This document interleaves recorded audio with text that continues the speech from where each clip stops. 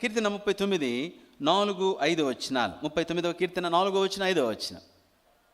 యెహోవా, నా అంతము ఎట్లుండునది, నా దినముల ప్రమాణము ఎంతైనది నాకు తెలుపుము. నా దినముల ప్రమాణము ఎంతైనది నాకు తెలుపు. నా దినముల ప్రమాణము ఎంతైనది నాకు తెలుపము. కీర్తనకారుడు అంటున్నాడు ఏమని, నా దినముల ప్రమాణం ఎంత ఉంది. Remind me how brief my time on the earth will be. How brief my time. ఈ భూమి మీద నా సమయం ఎంత తక్కువో, ఎంత చిన్నదో, ఎంత అల్పమైనదో, ఎంత తక్కువ కాలం భూమి మీద నేను జీవిస్తానో నాకు తెలియచేయి ప్రభా. 5వ వచనం. నా దినముల పరిమాణము నీవు బెత్తడంతగా నా దినముల పరిమాణము నీవు బెత్తనంతగా చేసి ఉన్నావు.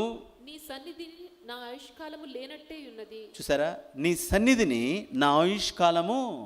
చెప్పండి, అంటే మనిషి జీవితం చాలా అల్పమైనది. బెత్తడంతరుగా చేసా, బెత్తడే అంతే, మోరడు కూడా కాదు. కాబట్టి అంటున్నా, నా దినముల ప్రమాణము నీవు బెత్తడంతరుగా చేసి ఉన్నావు. నీ సన్నిధిని నా ఆయుష్కాలము లేనట్టే ఉన్నది. అల్పమైన జీవితము. How brief my life on the earth. ఈ భూమి మీద నా జీవితము ఎంత చిన్నది, ఎంత అల్పమైనది, లేదా ఎంత తక్కువ కాలం నేను జీవిస్తానో. వింటున్నారండి? ఈ జ్ఞానం మనం కలిగి ఉంటే టైం లేదు అనే మాట అనము. అయ్యా టైం సరిపోలేదు అని అనము, లేదా అయ్యా టైం నాకు సరిపోవట్లేదు అనము. ఎందుకు అనమంటే, మన జీవితం చాలా చిన్నది అని మనం తెలిసినప్పుడు దాన్ని విలువైందిగా వాడతాం. దేవుని బిడ్డ, ఈ భూమి మీద నీ జీవితము నా జీవితము చాలా అల్పమైనది. కొన్ని రోజులు జీవించి వెళ్ళిపోతాం. ఓ సేవకుడు అన్నాడు, మా ఇంట్లో ఉన్న ఆ కుండ మీద ఉన్న మూకుడు కూడా నాకంటే ఎక్కువ బతుకుతుంది. నేను చచ్చిపోయినా కూడా అది ఉంటుంది. నేను అలా ఉంటాను, అలా 2 రోజులు జీవిస్తాను, వెళ్ళిపోతాను.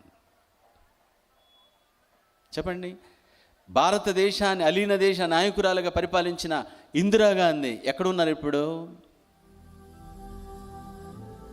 ప్రపంచాన్ని గడగడలాడించి 2వ ప్రపంచ యుద్ధానికి మూలకారకుడైన హిట్లర్ ఏం చేస్తున్నాడు? ఎక్కడున్నాడు? Where is he? సోదరుడు సహోదరి, మన జీవితం చాలా అల్పమైనది, చాలా చిన్నది. అది జ్ఞాపకం ఉంచుకో. అది మనం జ్ఞాపకం ఉంచుకుంటే టైము అనేది లేదు అనే మాట వరకు రాము మనం.